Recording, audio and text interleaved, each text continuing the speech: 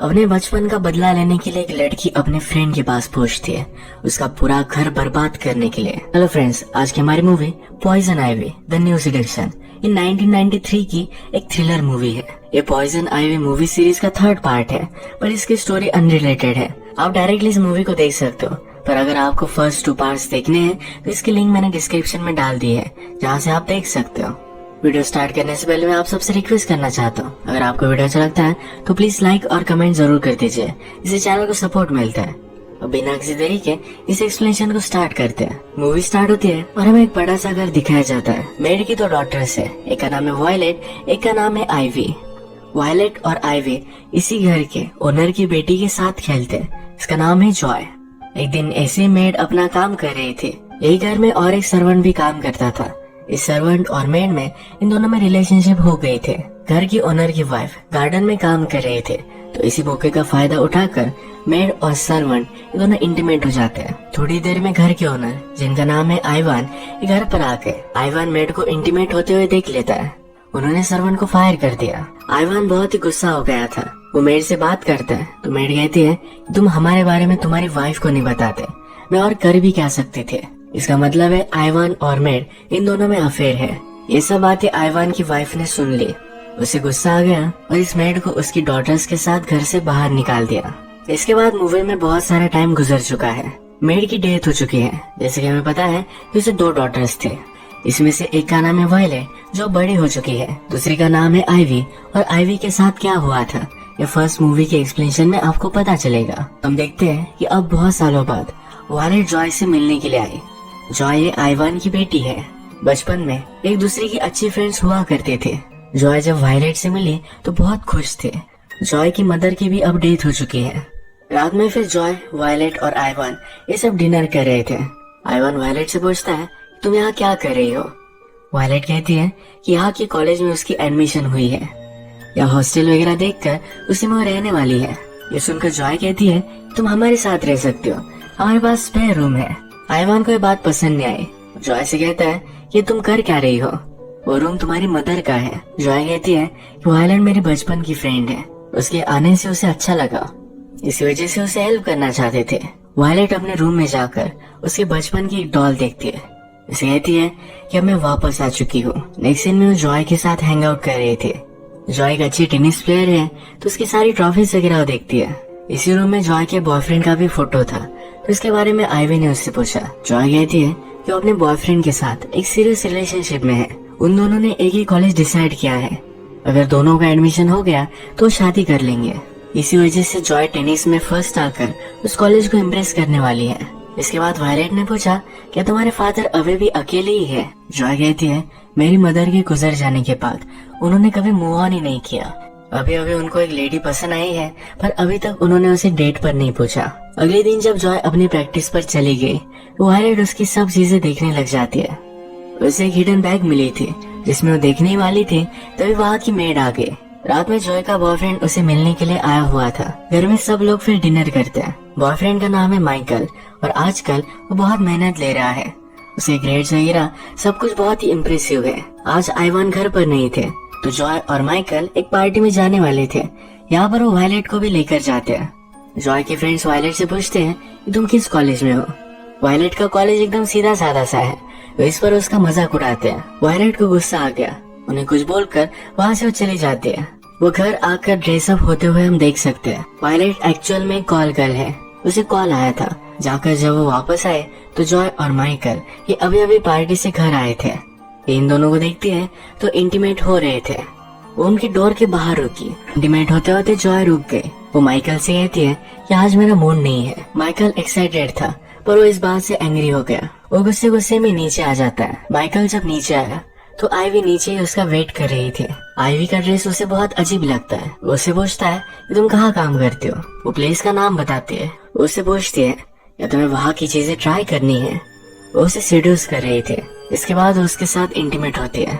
Michael अपने आप को कंट्रोल नहीं कर पाता। इसके बाद वायलेट जॉय के पास आई। वो जॉय से पूछती है क्या कभी कभी तुम्हारा इंटीमेट होने का मन नहीं करता? जॉय कहती कि मैं कभी भी सेटिस्फाई नहीं होती। शायद मेरी मदर भी वैसे ही थी, इसीलिए वो फ्रस्ट्रेटेड रहा करते थे। वायलेट कहती है कि वो 14 ईयर्स की थी तब एक लड़की के साथ इंटीमेट हो गई थी। स्कूल में उसे सब लोग बहुत ही गलत चीजें बोलते थे, तो इसी वजह से उसने स्कूल जाना ही बंद कर दिया था। अगली सुबह जब वायलेट ब्रेकफास्ट करने के लिए आई तो उसने जॉय की मदर का गाउन पहना हुआ था। ये जब वहाँ की मेड देखती है तो उस पर गुस्सा हो गई।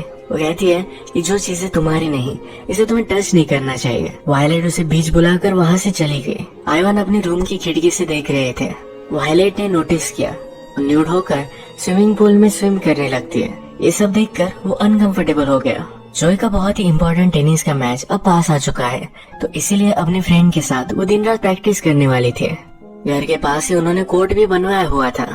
थोड़ी देर में जॉय की फ्रेंड घर में ड्रिंक लेने के लिए आती है। वायलेट ने ड्रिंक बनाने में हेल्प की और इसमें बहुत सारी अल्कोहल डाल दी थी। अल्कोहल की वजह से जॉय और उसकी फ्रेंड ये दोनों बेहोश पड़ गई थी।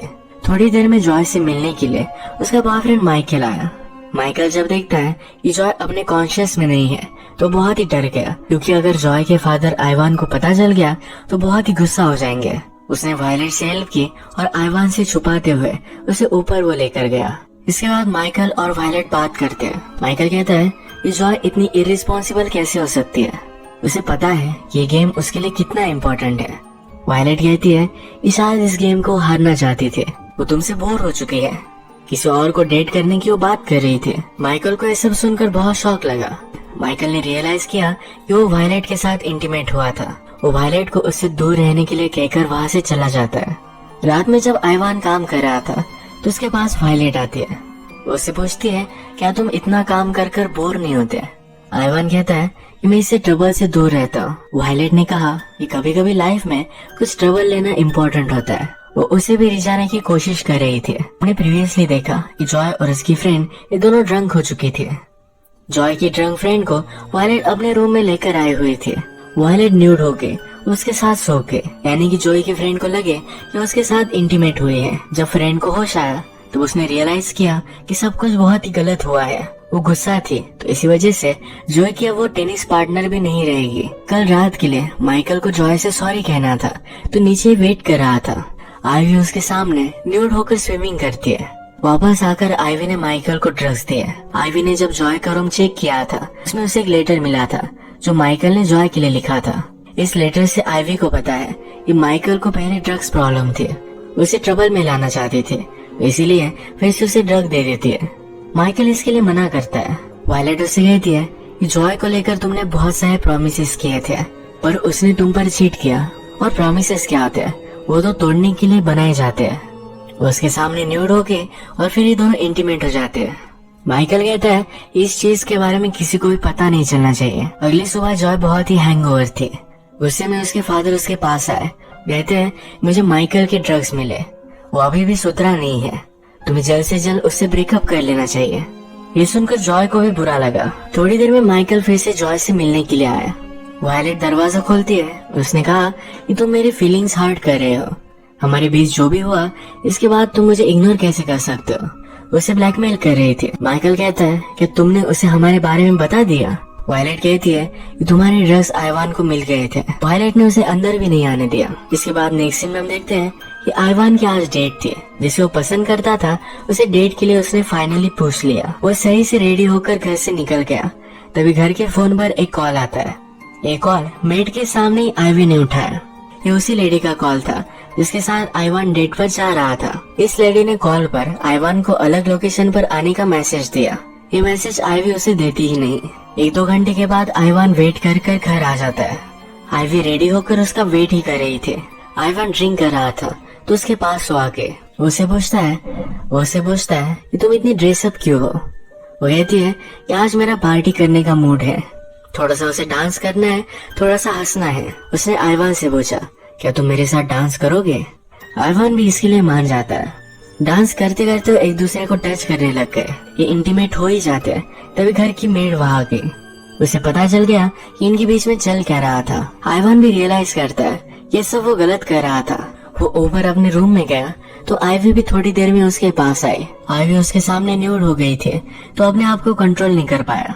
उसके साथ वो इंटीमेट हो जाता है। नेक्स्ट डे जॉय जब टूर्नामेंट पर जा रहे थे तो माइकल उसका बाहर ही वेट कर रहा था। उससे कहता है मुझे तुमसे बात करनी है। जॉय ने कहा कि टूर्नामेंट के बाद हम बात करेंगे।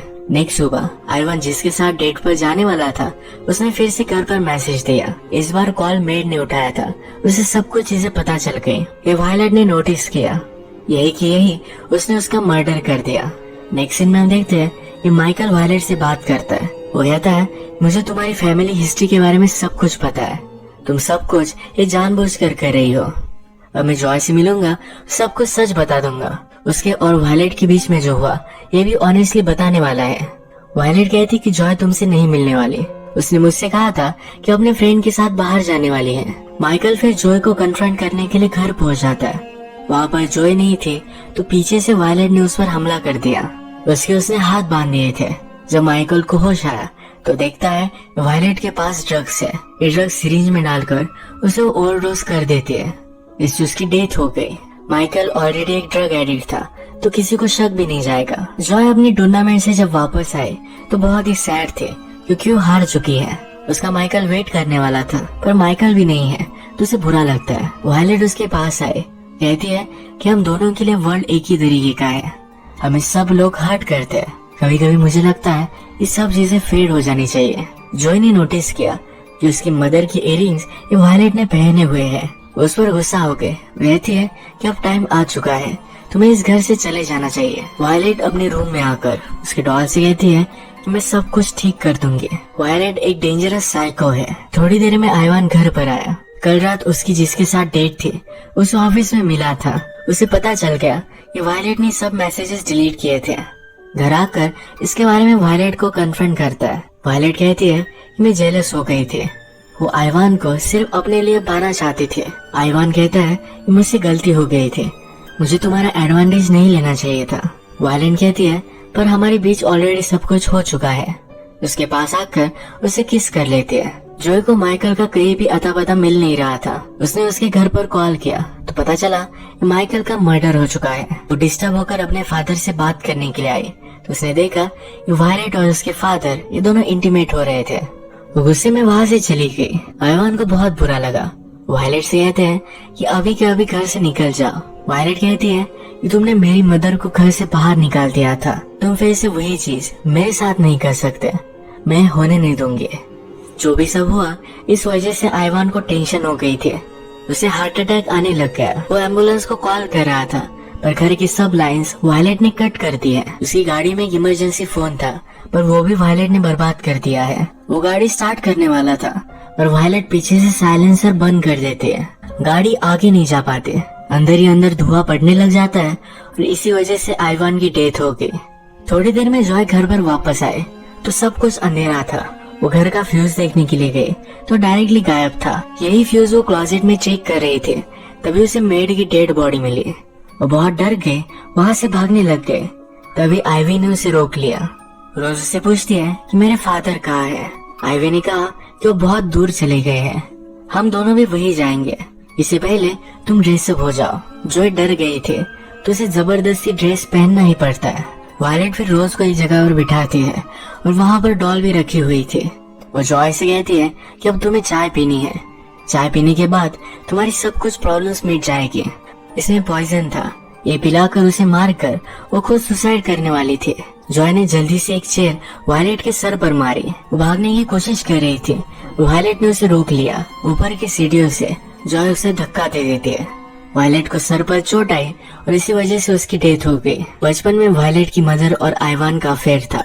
आइवान की वाइफ को जब पता चला तो उसे घर से बाहर निकाल दिया। इन सब के लिए वायलेट को बदला लेना था। जॉय को लगा कि वायलेट उसकी एक अच्छी फ्रेंड है तो इसी वजह से घर में उसे रहने के लिए दिया और वायलेट ने जॉय का एक घर बर्बाद कर दिया। इसी तरीके से मूवी एंड हो जाती है।